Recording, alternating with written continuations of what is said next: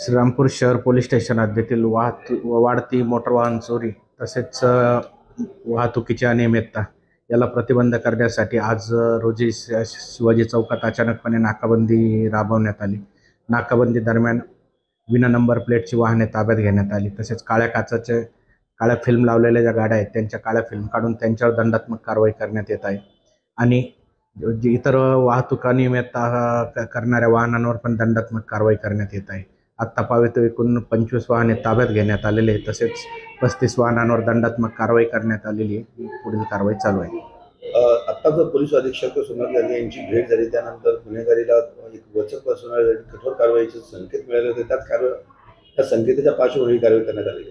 बरोबर, माननीय पोलीस अधीक्षक सो यांनी जी भेट दिली त्या दरम्यान त्यांनी वाढती गुन्हेगारी तसेच वाहतुकीचं नियमन करण्याबाबत आम्हाला सूचना दिल्या होत्या। त्या सूचनांचे पालन तंतोतंत करण्यात येऊन कारवाई करण्यात येईल।